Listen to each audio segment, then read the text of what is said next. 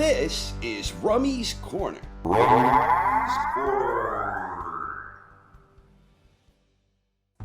This past weekend, former two-time unified heavyweight champion Anthony Joshua had his first bout since losing back-to-back fights against Alexander Usyk. His opponent was Jermaine Franklin, and many observers were expecting AJ to make a big statement and score a highlight reel knockout to get his career back on track. That didn't happen. Instead, AJ seemed content to box and work behind his jab, and at the end of 12 rounds, Joshua was awarded a unanimous decision victory, where two judges scored it 117 to 111, and the other judge had it 118 to 111. With that victory, Joshua is back in the winning column after having lost 3 of his previous 5 going in. Despite being awarded a comfortable victory on the cards, many fans seem down on AJ's performance. A lot of fans are wondering if we will ever see the old AJ again, noting that he looks tentative and unsure of himself, lacking the confidence he previously displayed when he was viewed as one of the very best heavyweights in the world.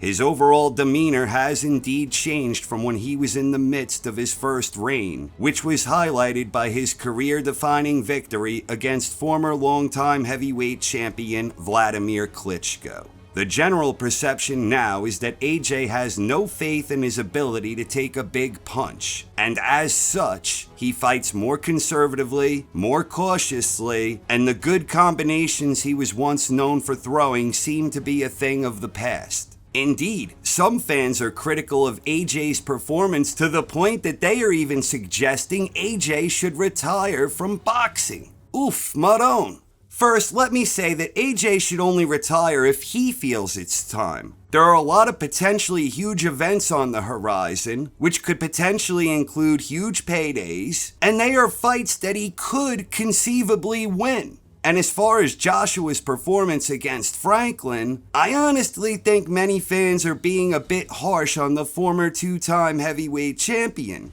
AJ's ego was badly bruised following the back-to-back losses against Usyk. And the important thing for him to do was win. And he did win, comfortably and without any controversy whatsoever. I thought Joshua's jab looked very good, where he was effectively controlling the range and the rhythm, and on top of that, he was sneaking in some solid right hands throughout, and he even seemed to be working on his uppercut, which he landed with some authority at various points, especially later in the fight. Considering this was AJ trying to rebound in his first bout with a new trainer, I thought he did exactly what he needed to do: win!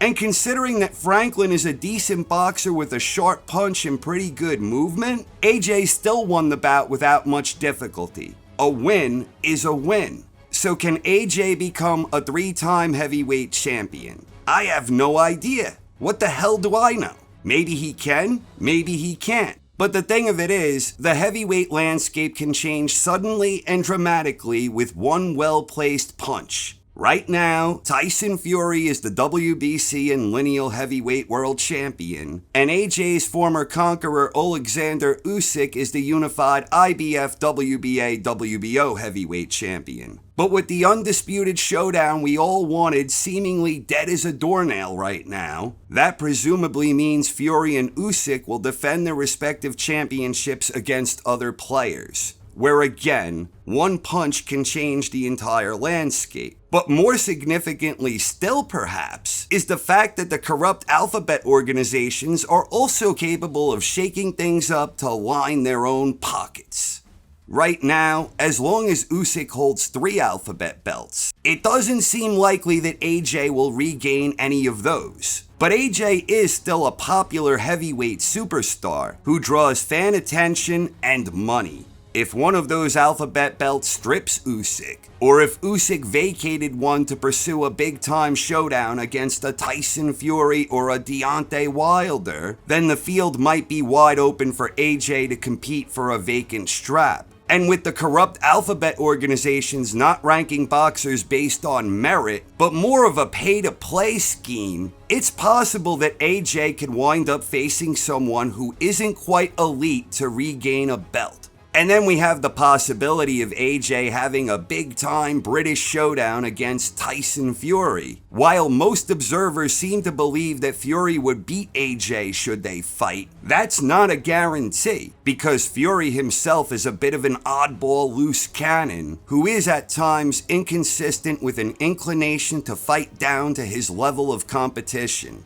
The greater point I'm trying to make here is that while I have no idea what the hell might eventually happen, and while he may need a few things to break his way for a feasible opportunity to present itself, it's certainly possible that Joshua can indeed win another major world championship. And even if he never does win another championship, there are a lot of potentially big paydays out there for the 33-year-old former two-time heavyweight champ. Right now, Deontay Wilder is in a similar boat following his back-to-back losses against Fury. Wilder had already bounced back from those losses when he scored a first-round knockout against Robert Helenius. Even if AJ and Wilder never get another shot at a title fight, they are still two of the biggest names in this generation of heavyweights, and they can both still potentially be involved in some huge boxing events. Perhaps even a long-awaited showdown between the two of them, even if it winds up happening 5 or 6 years later than when it ought to have happened, when they both bottled it, much like Fury and Usyk recently bottled it. At the end of the day, AJ may never win another championship, but if he ever hoped to do so, he got off to the right start this past weekend. As the old saying goes, win today, look good tomorrow. So what do you think? Will Anthony Joshua become a 3-time heavyweight champion? Please share your thoughts in the comments section.